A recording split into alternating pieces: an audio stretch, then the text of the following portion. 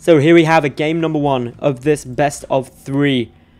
DreamHack Open Valencia, Group Stage 3. Spawning up to the top right hand position, we have got the Red Protoss player playing for Liquid HyperX. It is MaNa.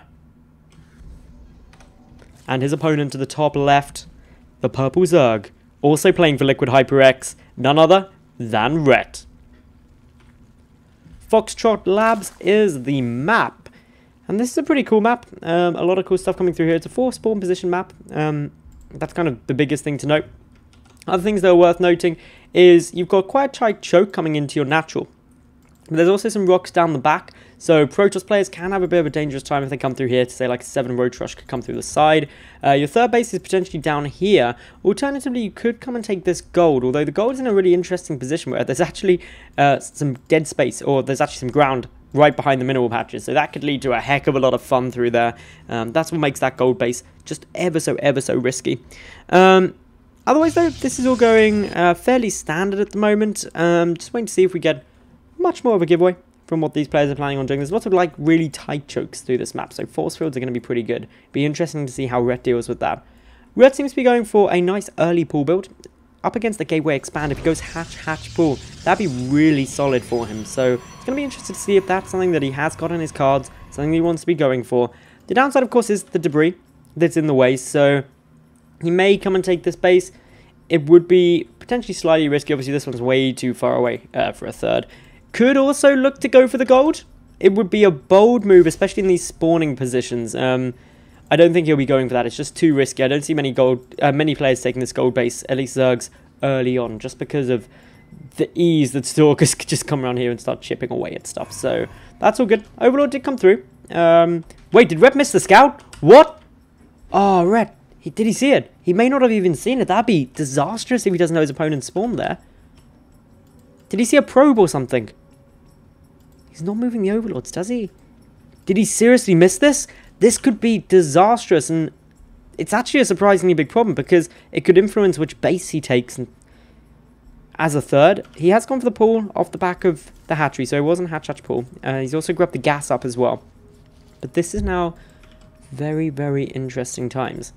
MaNa's about to take his natural base, so he's playing this pretty standard. 1 gas. If he goes into a nexus off the back of this, there's always the threat of getting a lot of zealots down. That can be quite troubling for a Zerg, especially when there's the debris between here, so the normal third base down here. If the debris is there and the zealots warp in from this sort of location and come through, it can cause a lot of problems if this hasn't been killed off. For the moment though, not too much else going on. We do have a pylon coming down just right at the entrance to this natural base. So this is a really weird spawning position actually. I should have covered this more early on. Basically in the positions that they're at now, in the close by ground, there's 2 sets of debris in to MaNa's base. He's got a huge amount of space here, and that means a photon overcharge won't cover from here, and that could cause him a bit of trouble if anything starts coming up. Obviously, there's also the debris on both sides. That could cause a couple of problems too. So it's very interesting to see how this map is going to play out. Obviously, not being completely symmetrical makes it pretty funky for the most part. So this is certainly going to lead to a lot of fun to see how this actually plays through.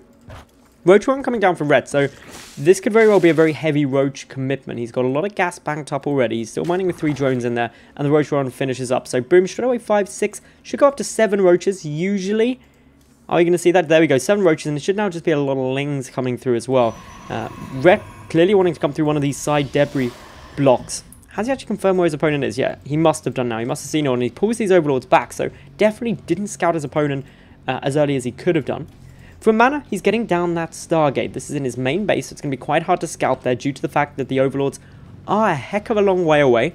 But the first Roach is already coming across. Another one in production, as well as a lot of Lings that do have Zergling speed. Where's Ret going to go? When he's coming through the side, he's gunning towards this ramp. Of course, the Cybernetics core is finished. Those are 2 additional gateways coming through because there was a gate expand coming off the back of this. So it's going to be very interesting to see how this works.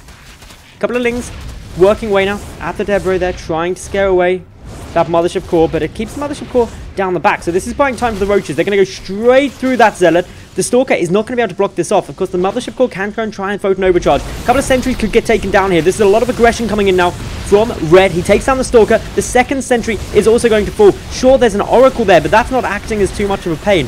The Pylon will depower both of these gateways. It will also cause a very close to a supply block for MaNa. MaNa's in a lot of problems. He's having to try and go for the triple Pylon on the wall, but it's not enough. Zerglings, come on up. They're going to get so much damage down here, and there is just so little, unfortunately, for MaNa that he can do. He's used all the energy on this Oracle in order to pick up some of the units, but now it's purely down to the Mothership Core. Can it do enough? Only one gateway worth of production. Sure, there's a Voidway coming, but that's a heck of a long way off.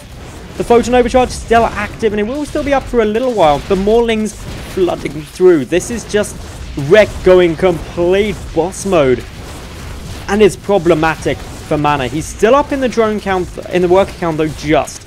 And that's because Ret is pumping nothing but units. He has now started re-droning. Needs to do a little bit more damage if he can, but with so many Speedlings and only a Voidway and a Mothership Core trying to deal with them, MaNa knows that this is a bad situation. Has repowered these two gateways, but it doesn't have any... It doesn't really have any gas to spend that on. Could make a couple of Zealots, which would be okay.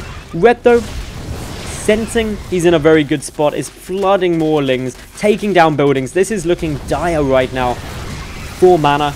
And Ret is in an amazing position in this first game. He's droning behind it. He knows he's done more than enough damage here. Just wanting to really confirm this damage done. If the Nexus falls, to be honest, I'm quite surprised flat out that we don't see MaNa GGing out at this stage. Both of his Nexi are about to fall, and that really will spell the end. I don't think that even with the probes fighting, it's going to be able to stop that. There's the GG, and Ret, going for a nice Roach Speedling all-in, is able to take game number 1 of this best of 3.